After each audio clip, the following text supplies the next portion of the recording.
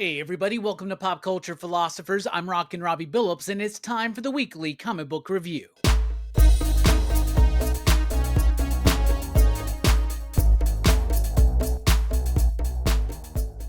That's right, everybody. Thanks for checking out the video. I am Rockin' Robbie Billups. This is the weekly comic book review. It's the show where I read a lot of comic books, and I'll let you know what I thought about them. And we always start with the pick of the week. But before we get to that, the CBC Awards for 2025 nominations are now live. So go to cbcawards.org and you can nominate any channel in whatever category is appropriate as far as you deem. And feel free to do so. I'm going to throw a link down in the description below. If you want to nominate PCP, that's fine. If you want to nominate people like 9-Panel Grid, Nick from Comic Culture, Stu over at Dr. Doom's Fan Club, Greg over at Bearded Comic Bro, Fable over at One Collection Down, Big Herm Collectibles, Taki 616, Geeks Unleashed, Verno over at Blood Splatter Chatter. Not really a comic book channel, but if you want to go ahead and nominate them, you're more than welcome to. Nominate whoever you feel necessary to your discretion at cbcawards.org. There is a link in the description below. All right, we're moving on. We always start with the pick of the weekend. This week's pick of the week is Absolute Batman issue number 9. This issue was phenomenal. This was the best issue of Absolute Batman yet. I guarantee it. Now, first of all, first and foremost, I am a huge fan of the character of Bane. And this is a very interesting, different interpretation of Bane, but also at the same time, very much in line with what I love about the core of the character of Bane. What I love about Bane is that Bane is a physical, mental, and spiritual threat to Bruce. And that is what is being shown in the pages of Absolute Batman issue number 8. So most of the story involves Batman and his crew of people who we know in the normal DC universe as his villains. They're like his inner circle of friends here, and him and Alfred are starting their relationship as he's Batman already, right? So there's some interesting stuff being played with there, and I do believe that writer Scott Snyder has really elevated his writing in this book over the course of the last 8 issues, and now into issue number 9. It's super freaking solid. Of course, Nick Dragotta is doing a great job with the artwork, Frank Martin on the coloring, but man, this is the first part of Abomination. Nick Dragotta back on the book. We're focusing in on Bane, and I'm going to tell y'all, Bane is absolutely portrayed ruthless and visionary and revolutionary. He is frickin' Bane. He's Bane frickin' Bane. That's what's going on here. I loved this issue. I don't want to spoil the big reveal at the end, but man, oh man, when you see Bane basically juice up, it is awesome. What I love about what Nick Dragotta is doing here in the pages of the Absolute Batman is that he's able to kind of take these multi-paneled pages, very small panels, very great sequential storytelling, and then have big moments that pop, that really, really work. And Absolute Batman number 9 absolutely works for me. I love this interpretation of Bane. It is very essentially true to the core of the character, but at the same time doing something a little bit different with it. And of course, continuing to do something a bit different with Gotham City and Batman the character. The Absolute books are pretty freaking cool, and Absolute Batman is becoming even better. So there you go. Pick of the week. All right, next up, we got Robin and Batman, Jason Todd, issue number 1. This is Jeff Lemire, Dustin Nguyen. They are doing a follow-up to their initial Robin and Batman series, which was telling some of the tales of the early days of Robin and Batman. In that case, Dick Grayson. Here, Jason Todd. So you get the same amazing artwork from Dustin Nguyen that we are used to. Really cool stuff. A great melancholical story at times, written by Jeff Lemire, exactly what we expect. But of course, it's dealing with Jason Todd, who is a Robin that I typically don't like. I'm not necessarily the biggest fan of Jason Todd, but I really have kind of come round on the character a little bit, mostly because of Jeff Johns and Jason Fabok's work over at Batman 3 Jokers. I thought that really kind of made me understood the character of Jason Todd as Red Hood a little bit more. But here we're going back to his early years as Robin, his struggle to fit in this world of Batman, and Batman's struggle as well. Really interesting stuff, really cool. If you like the initial one, you're going to like this one. Great art, really solid story. There's nothing to complain about. All right, then we got Trinity, Daughter of Wonder Woman, issue number 1, written by Tom King with artwork by Belleen Ortega. This one was just kind of all right, not really for me. Now, I am a huge fan of what Tom King is doing in the pages of Wonder Woman right now. However, as much as I love the introduction of the character of Trinity, and Trinity is Wonder Woman's daughter, it is set in the story. There's a reason for it. It makes sense, and I really like it. But there are backups in his Wonder Woman run where, with Braga on the artwork, where he's telling the story of Trinity a little bit further in the future, kind of grown up a little bit. And I just don't really vibe with those that well. They feel like they're trying to be comedic and silly, but I don't feel like that's necessarily super in Tom King's wheelhouse. And that's what he leans in heavily here. So it's set in the future with a very young Trinity who is meeting an older version of herself who's come back in time to try to help her out during a rough time or something. And then they go to an even further advanced version of Trinity. It's got this pariah nonsense in there. It's kind of cutesy. Like, it's funny what I get what Tom King's trying to do. I just don't think it quite delivers. And I think a lot of that might be because of the artwork, but it just might be because I don't think this style of comic really works with Tom King's strengths, in my opinion. Then we got Action Comics 1087. It's the summer of Superman. We've got a brand new era of Action Comics, which is Mark Waid coming back to the book with Skylar Patridge on the artwork. And this is basically a retelling in current DC continuity of the beginning of the saga of Superboy. That's what it is. It's Ma and Pa Kent go to Metropolis with Clark Kent to show him basically the World's Fair, the Expo of Tomorrow or something like that. And it's his first public appearance as Superboy. So Mark Waid and Patridge are on this plan to tell us early Superman stories, which is interesting. You can tell in the art they're trying to draw Superman and Clark Kent in particular a little bit more like David Corenswet. Of course, David Corenswet is going to be playing Clark Kent, Superman, in the new Superman movie, so that makes a little bit of visual sense to me. So this is being set up to be like, yo, you like this Superman movie that's about to drop? Well, maybe you can check out this trade paperback of his early days. It feels like it's kind of going in that direction. Then we've got Batman Dark Patterns issue number 7. This was a runner-up for Pick of the Week. This was absolutely phenomenal. Batman Dark Patterns is a 12-issue series written by Dan Waters with artwork by Hayden Sherman. Now, you know that I love Hayden Sherman's work. I think they do an excellent sense of page design, panel composition. Everything that Hayden does, I think, shines. But I really want to put a spotlight on Triona Farrell, the colorist of this book. She is coloring this book absolutely phenomenally well. There is a page at the very, very beginning of Bruce morosely brooding in his house in front of a large window with Gotham in the background, and that sunset, or is that a moonrise?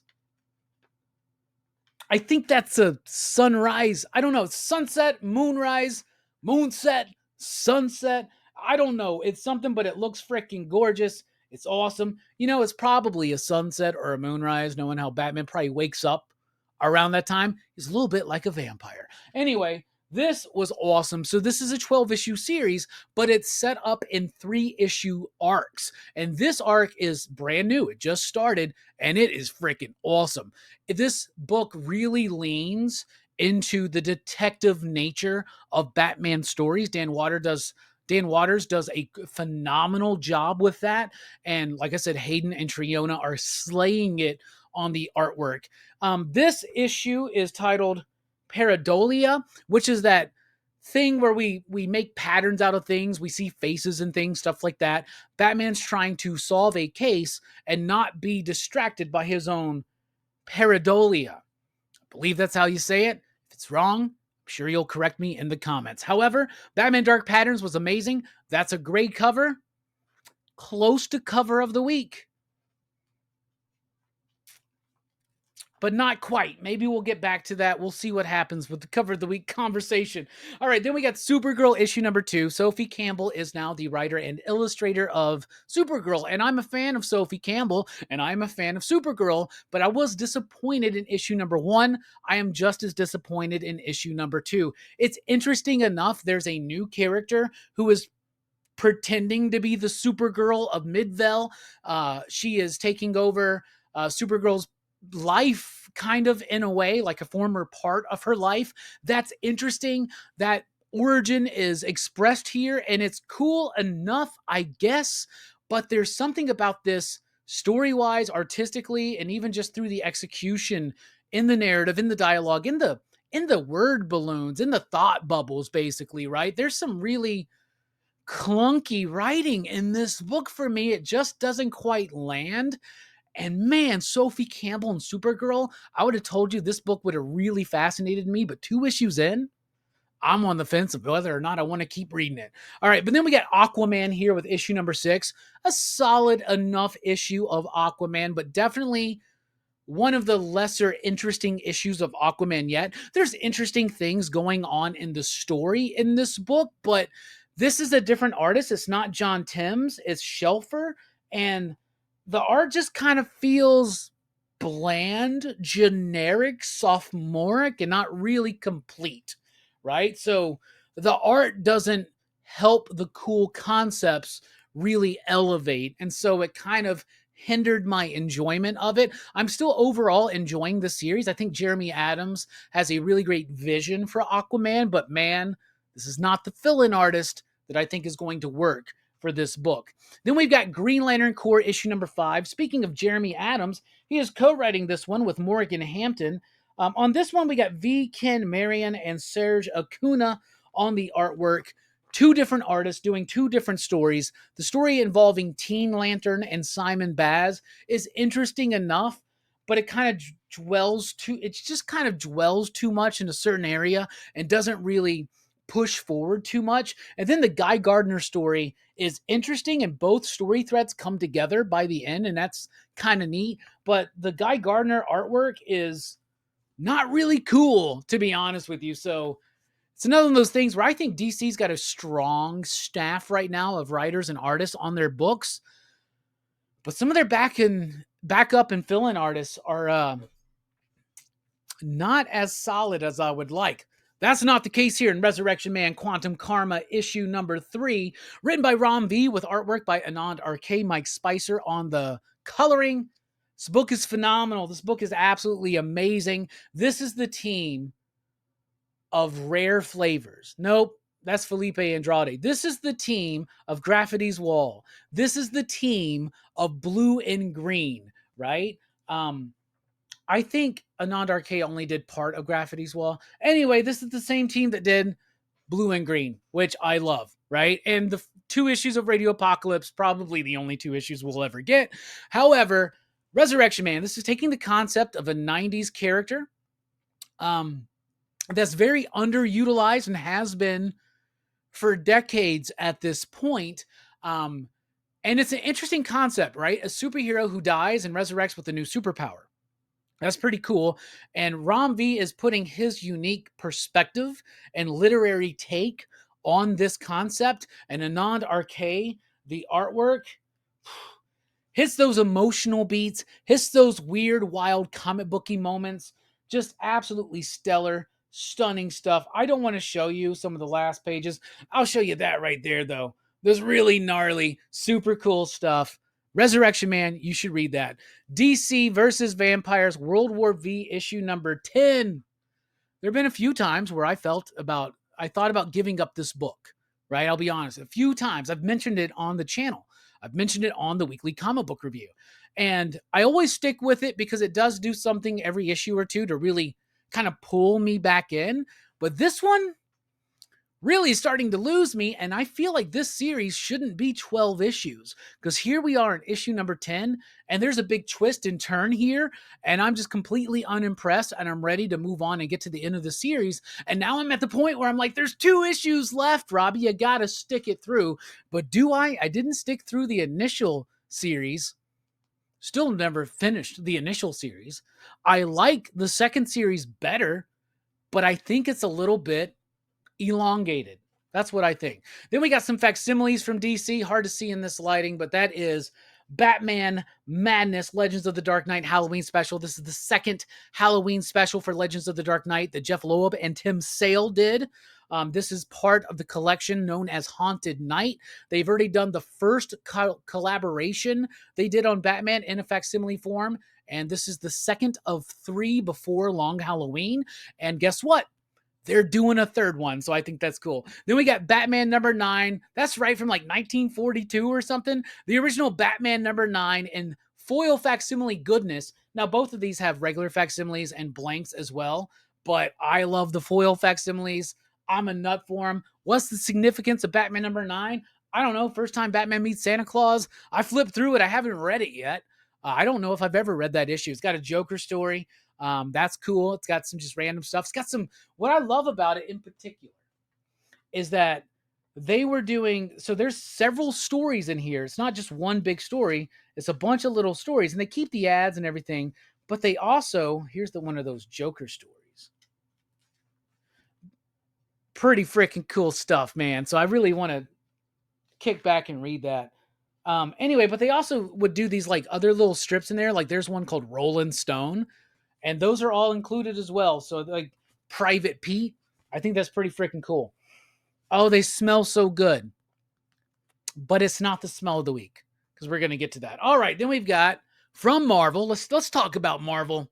Marvel's a little weak this week. A little whack on this stack. So let's talk about it. Death of the Silver Surfer, issue number 1.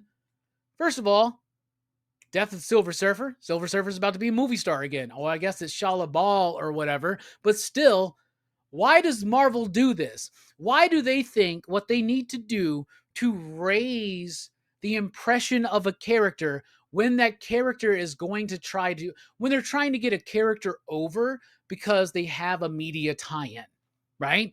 So they do this all the time. When they did the Doctor Strange movie, guess what they did? They did the Death of Doctor Strange. What? When they did the Miss Marvel series on Disney Plus, what did they do? They killed Miss Marvel.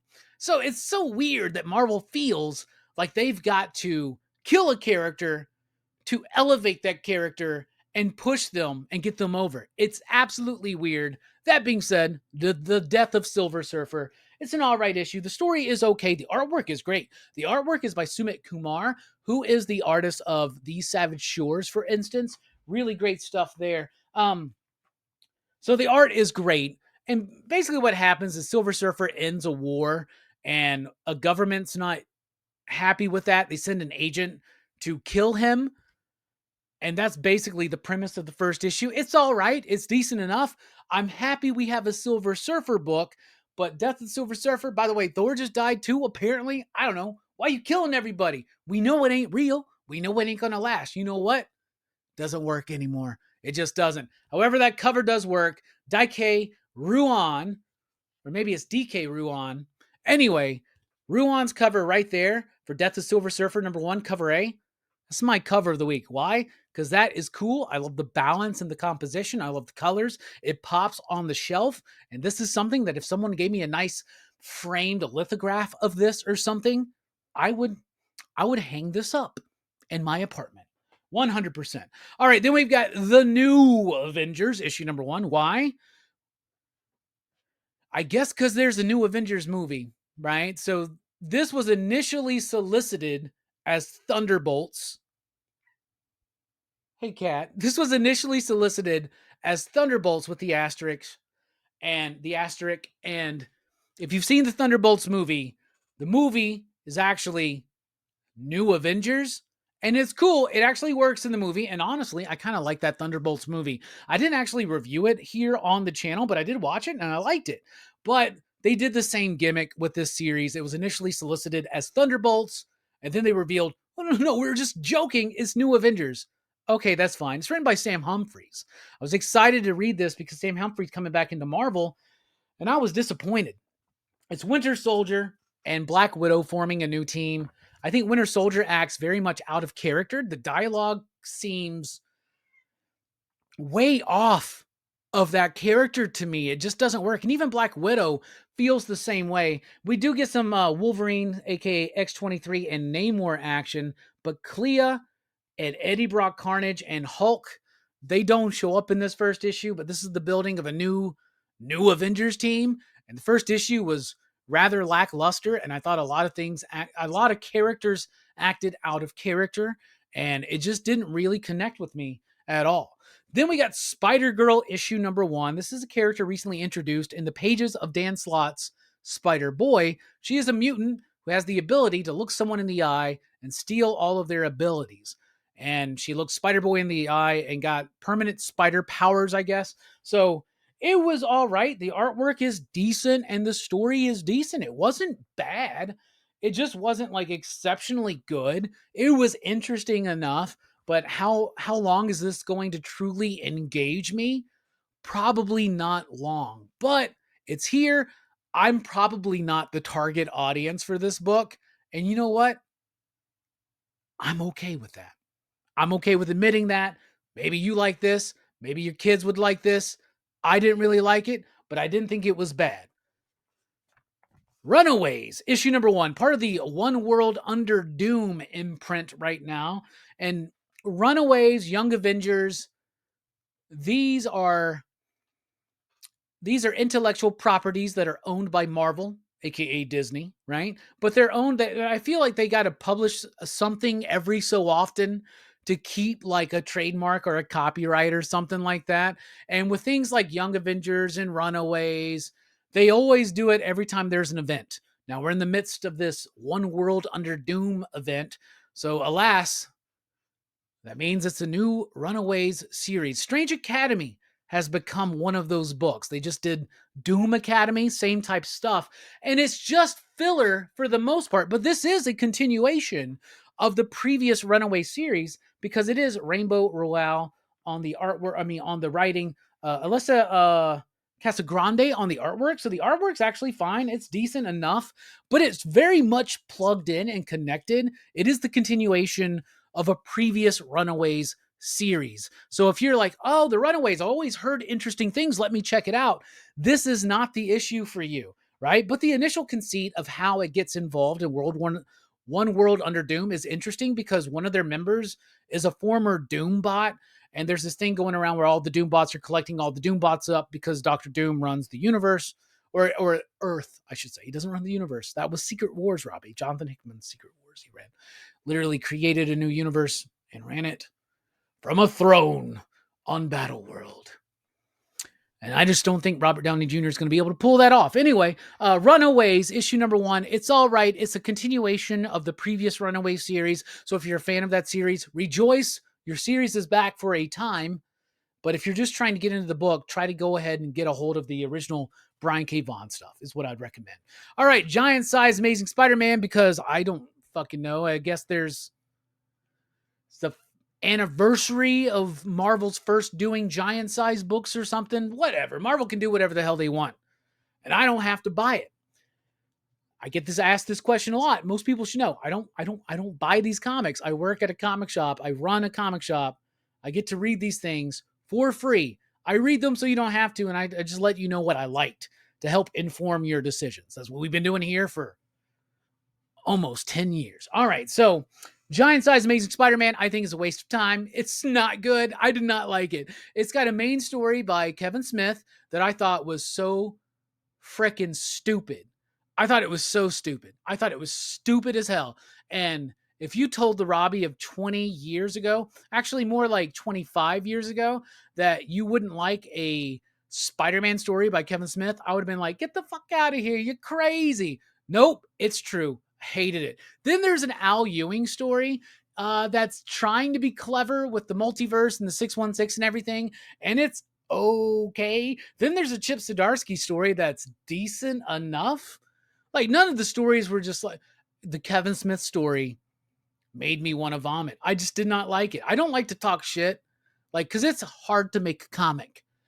Kevin, like, what are you doing, bro? Like, come on, man.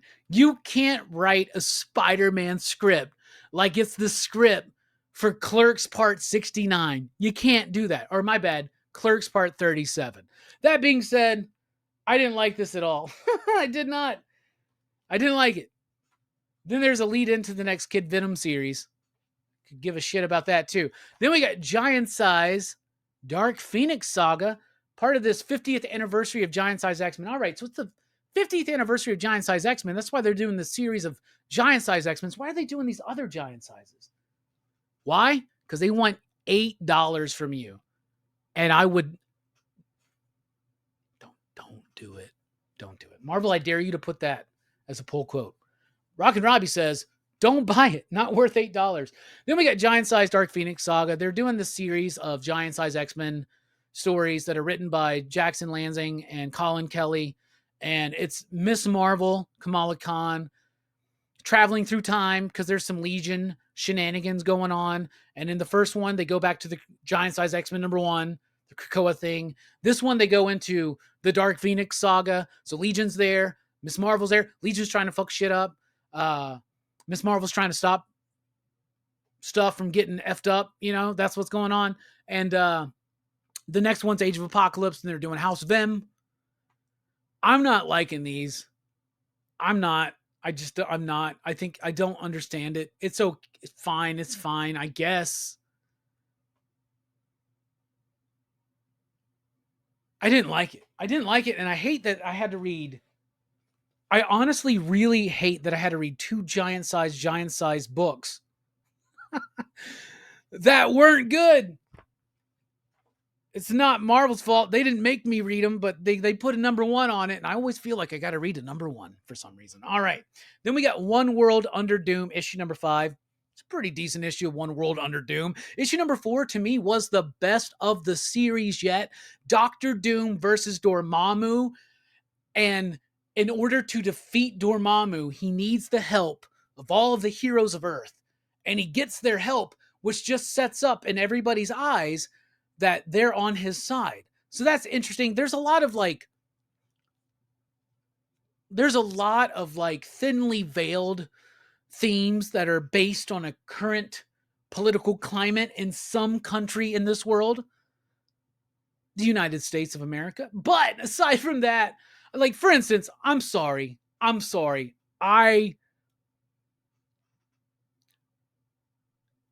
Doom is not Trump. Okay, I get what they're doing with this book. I understand. I applaud it. That's fine. Not with Dr. Doom. Dr. Doom is not Donald Trump. I'm sorry. And I'm not saying that this book is making Dr. Doom Donald Trump, but I am saying that they're making allusions to remind you of things in the current United States political climate and whatever. That's fine, right? That's fine. But Dr. Doom is not Donald Trump. And I'm not saying, man, where am I at now? Now I feel like I said something. I got to try to walk it back. No, I don't. Dr. Doom is not Donald Trump. And I don't like that element of this series. Like, they are trying to be like, you know what? There's a piece of me that thinks Dr. Doom is right. Say what you will about that. Anyway, moving on. Let's just move on from that. I thought the issue was okay. There won't be another one for 2 months. This is an event that's gone on too long already. All right, moving on. And this has been a review that has gone on for too long already. So we're moving on to Ultimate Black Panther, issue #17. This is why I read Ultimate Black Panther, because of issues like issue #17. This was freaking amazing. Caselli back on the artwork.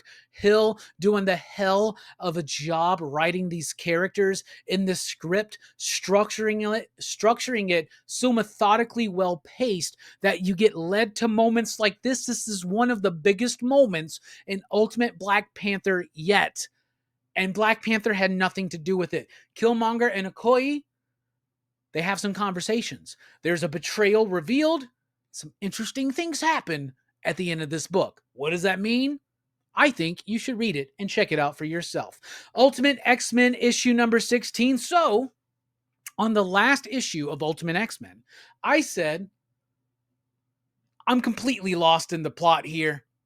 I don't remember where everybody is and what's going on. I feel disconnected from this story.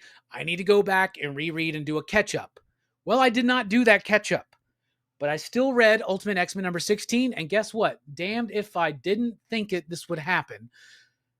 But I loved this issue. It rolled me right on through. It instantly reconnected me to the story, where everybody was, what was going on. This one focuses in on Nico trying to infiltrate the children of the Atom, who is keeping Armor hostage. I think it's Maystorm and the X-Men that are like confusing me plot-wise, narratively in this book, because when I'm dealing with the children of the Atom and the Shadow King type stuff, I get what's going on. So I really think I will be rewarded if there are 2 trade paperbacks out right now. If I reread those to catch up on issues 1 through 12, and then grab the former issues and just read them, because I'm sure we have them at the shop, I think I would be rather rewarded. Both of these books are different than what you would expect from these books. Black Panther feels a little bit more similar to a traditional Black Panther book, but it has carved out its own unique narrative and ideas and concepts with the character. But Ultimate X-Men is way different, and I rather like it. All right, let's jump over to Image, where we've got Transformers issue number 21. Daniel Warren Johnson will be leaving this book soon. That frickin' sucks. That really does. I am very curious and eagerly anticipating the announcement of who will be writing this book after he leaves, and if artist Jorge Corona stays on board. I really, really hope he does, because the artwork has been phenomenal. I was nervous at first when Daniel Warren Johnson, after 6 issues, stepped away as the artist. However, it's pretty much worked. Jorge Corona has shifted and adapted into a style that has just as much energy as Daniel Warren Johnson's stuff, and as much grit and texture. And also, Megatron is back, y'all. Megatron is back, and Megatron is cold as hell. In fact, I'm going to spoil something about the last issue. Starscream is all like fucked up, right? He's almost near death. He's all like beaten up. He's lost his legs. He's part of his tank now. All kinds of shit, right? Megatron comes back. Megatron gets the Decepticons to heal Starscream, just so that Megatron then can proceed to beat the shit out of Starscream and wreck him again. That's cold. There is also a Megatron delivered bitch slap to Starscream in this issue that I laughed out loud. I read this in the office at work. I got to that point, I went, ha! I loved it. Also, some big, impactful, emotional moments. Really great stuff. Daniel Warren Johnson is killing it here. Who's going to take over? I want to know, who do you want to see take over Transformers after Daniel Warren Johnson leaves the writing duties, which I believe is issue 24 or 25, so we're getting closer. All right, then we got Geiger here with issue number 15. Geiger's just amazing. Everything Jeff Johns right now is doing with the Unnamed Universe is phenomenal. It's spotless. It's perfect. And Geiger is no exception. This has been such a great book, from the first series through the special into the second ongoing series. Absolutely phenomenal. You have the glowing woman who has now betrayed the glowing man. Why? We find out a lot of those motivations in the last issue, but here we get the absolute fallout, no pun intended, but the fallout of this betrayal, right? You get amazing artwork from Gary Frank and Brad Anderson. It is beautiful. It is gorgeous. It is nuanced. It is resonant. It is small. It is big. It is everything you want in superhero comics. Geiger. Read it. If you don't, I'm not saying shame on you, but don't complain about superhero comics if you don't read Geiger, because that's a damn good superhero comic. Then we got Lost Fantasy issue number 2 from Kurt Pyers and Luca Casalanguida. I really liked this book. I thought the first issue was all right. It's kind of like a police procedural kind of story, but in a fantasy world. There are fantasy elements that have come into the real world. There's a lot of like Final Fantasy references and references to other fantasy works of fiction. There's some really great artwork here. And there's a really cool story. And each issue is oversized. And each issue also has the follow up to Indigo Children, which you can only get, Kurt told me, in the pages of the floppies of Lost Fantasy. So you get, this is kind of like we were showing that Batman #9 facsimile and how there were like multiple stories, exercise issues back in the day. There were other little comic strips thrown in. That's something that back in the 40s really captivated, especially the young audience, and made comic books really excel, right? And that is something that Lost Fantasy kind of gets back to. It's a fantasy world, but it's set in a grounded real world. Like I said, it's like a procedural drama, but with fantasy elements, and I kind of like it. I like it a lot, actually. I thought issue number 1 was okay, but I thought issue number 2 was even better. Now, I can't wait to learn more about these characters. I think that's the only thing missing, is that some of the characters and their pasts and their motivations are too deep enriched into mystery. I'm ready to see who these people are and why they do what they do, but I know Kurt's work, and he's going to get to that. Then we've got Spawn 365 with a variant cover by my boy Mark Spears. So I got to shine that out there. Mark Spears drawing Cygor.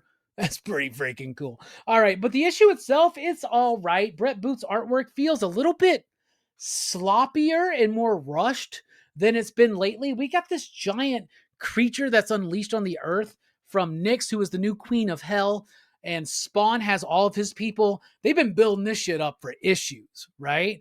And it's interesting. I like where we're going with the story, but it just kind of felt a little bit, I don't know, like cut off at the knees. Like the artwork felt a little bit rushed, maybe too frantic. And I think the story felt the same way. So it was just kind of all right. And so was King Spawn issue number 46. This used to be my favorite Spawn book. When Sean Lewis was writing this book, I felt like it was incredibly strong. You had really great artwork on this book, and it was anchored into early Spawn mythology so much that if you hadn't read Spawn in almost 30 years, you could jump in and feel instantly connected. That connection's been lost for me. I read this issue, and most of the time I was going, what's going on? I don't remember this. That's because I've lost my place in this book. But I have made it 46 issues through. Is a reread in order? Wouldn't take long to reread 46 issues of King Spawn, though, to be honest. What are y'all thinking about the Spawn books right now? I want to know. I know a lot of Spawn love is out there. My life has improved since I became a fan of Spawn, but I want to know, what do you think about the Spawn books right now? Which ones are your favorites? Which ones are lagging behind for you? For me, Scorched. Scorched is pretty freaking solid. I'm liking Scorched more than any of them right now. All right, then we got Umbrella Academy, Plan B, issue number 1. And this is not some bullshit side story. This is the start of book 4 of Umbrella Academy. Finally, written by Gerard Way with artwork by Gabriel Ba. This is giving us the origin of the Sparrow Academy. Now, I know they went over some of this in the series because the series went on and continued and completed, but we still got out of, this is the start of book 4 out of a proposed 7 from Way and Ba.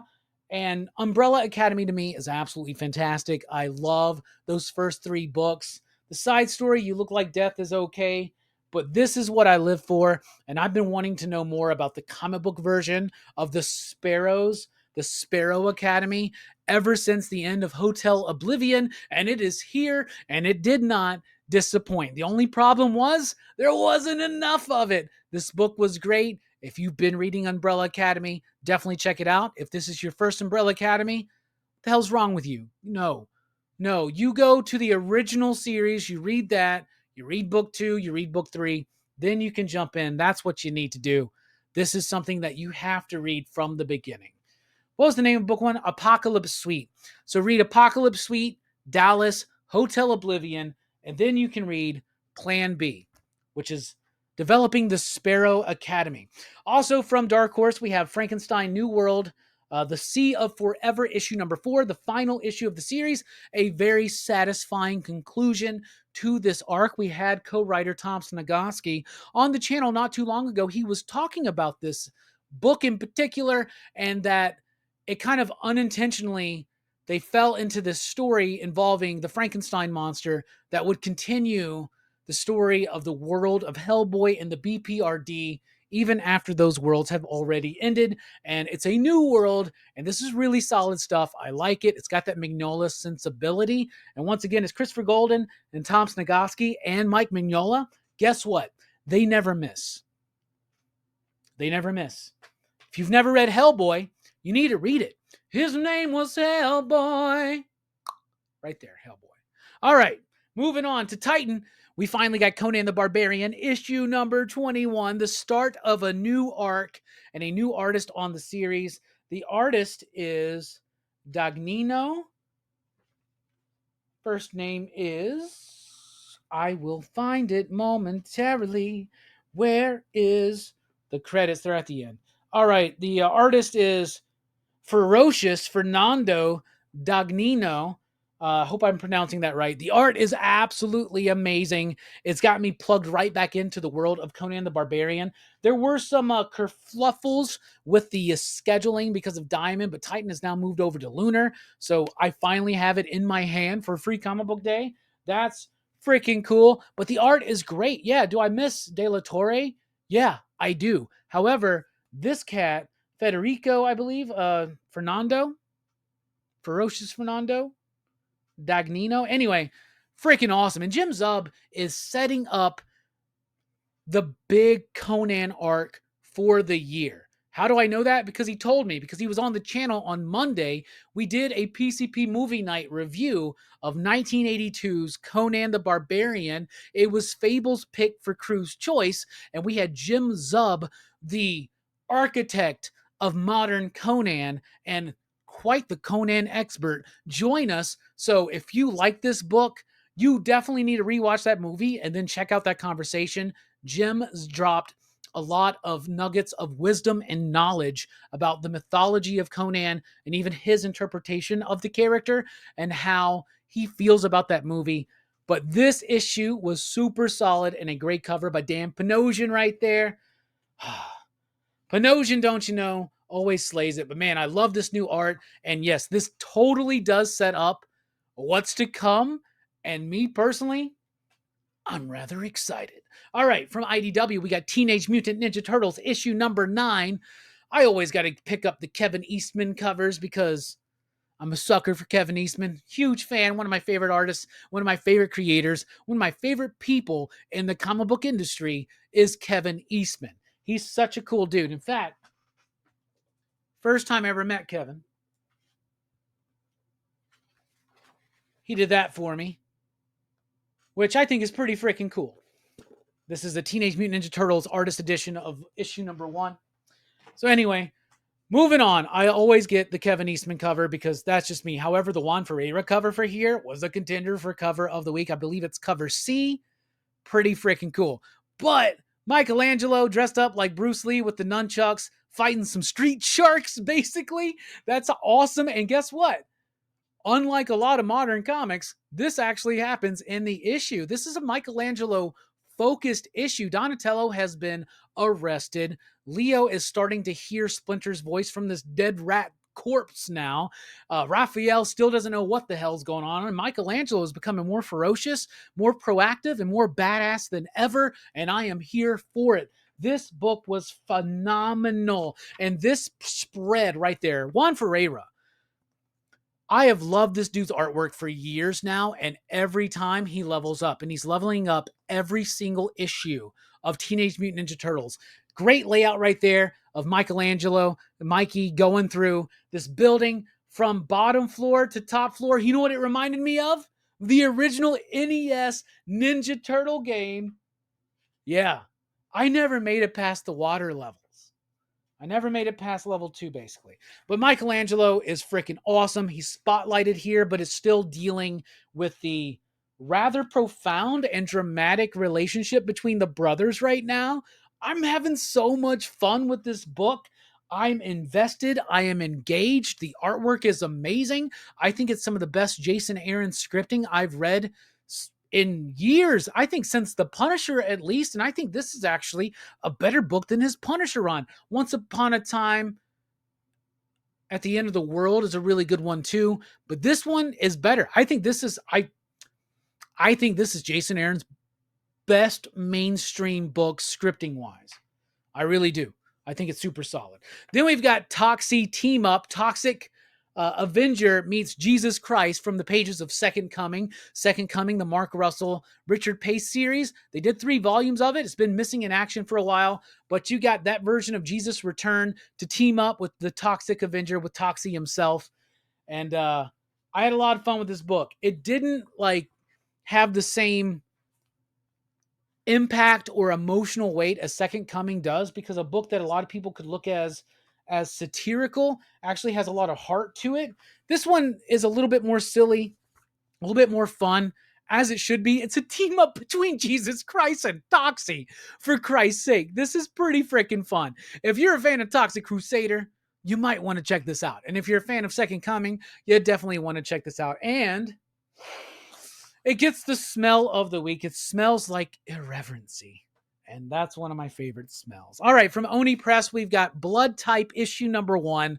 This is a new EC comic miniseries, and it's focused on one story, so it's not an anthology, but it is spinning out of something, I think, from Epitaph's From the Abyss, which was the 12 issue EC run they're doing for horror comics. So it's a vampire story. It's got artwork by Andrea Sorrentino. It's kind of leaning more back into the iVampire style of Andrea Sorrentino, a little bit less like his work with the Bone Orchard mythos, but more like iVampire. And as I was reading this, I was like, you know what? I really want to reread iVampire. What I mean by that is DC had a comic book back in the day, iVampire. It was dope. I used to have a trade paperback of the original stuff from the 70s, and I got rid of it. I really regret that. If anybody knows where to get one of those, or if you have one, an extra one, just send it my way, please.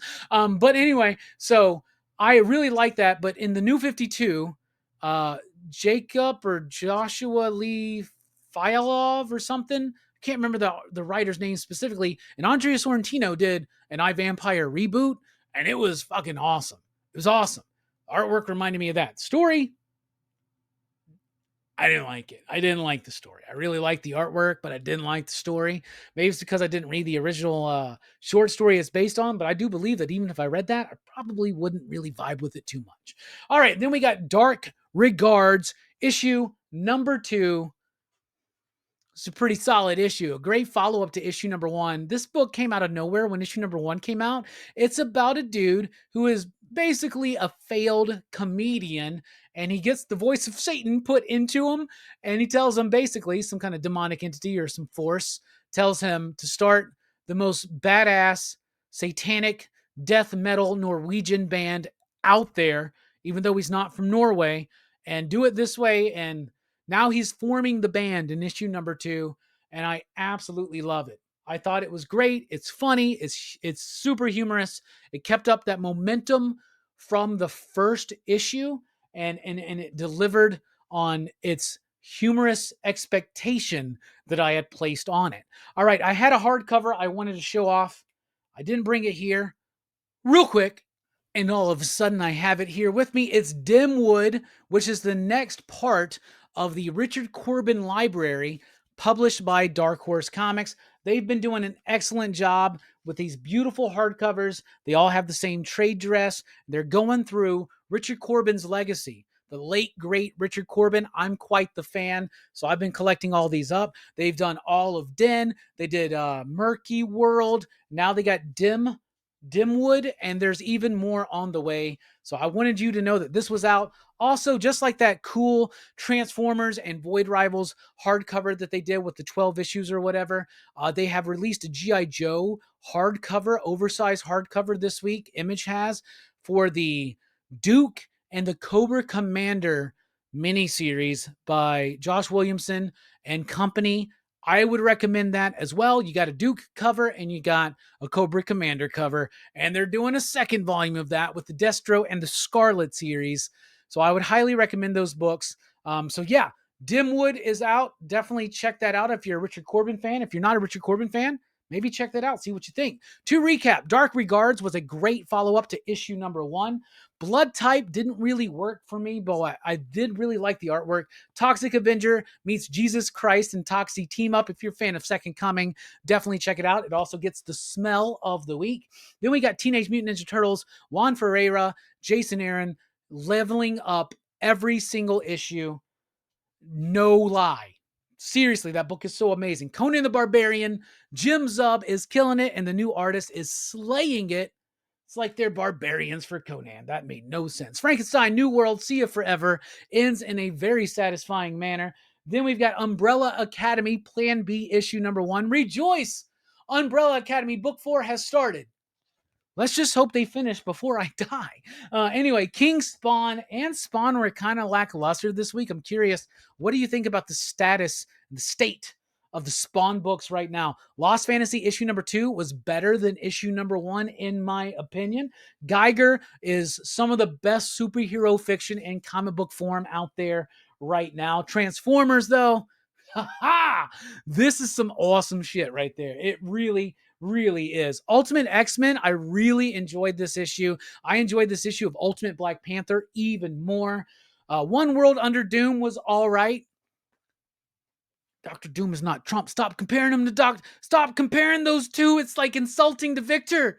It's insulting to Victor is what I'm trying to say. Giant Size Dark Phoenix Saga, I could live without it. Giant Size Amazing Spider-Man, I could definitely live without that one. Runaways, if you're a fan of the previous series, check it out. If you're trying to get into it for the first time, no, just read the Brian K. Vaughan stuff. Maybe some Marvel Unlimited or something. Spider-Girl wasn't that bad, but it just wasn't necessarily for me. It was all right. New Avengers was kind of whack. And I hate to say that. Death of the Silver Surfer, all right in the story. Art was solid, but the cover gets the cover of the week right there. Facsimiles for Jeff Loeb and Tim Sale on Madness, one of their little early collaborations before Long Halloween, and Batman number 9. This lighting does not work very well for the facsimiles. It really doesn't. But does any lighting work for foil covers? DC versus Vampires World War V. It's all right. I feel like it's running a little bit too long. Resurrection Man Quantum Karma is better than it has any right to be. It really freaking is.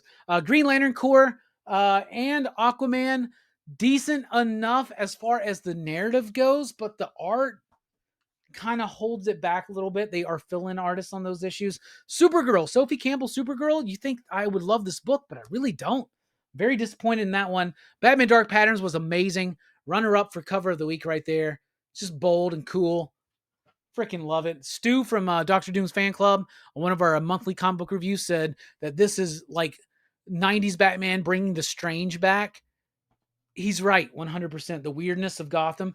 Action Comics starting a new era of telling us the new version of the first days of Superboy by Mark Waid and company. Trinity, daughter of Wonder Woman, a little bit too comedic, a little bit too silly, and it doesn't quite work in what I feel.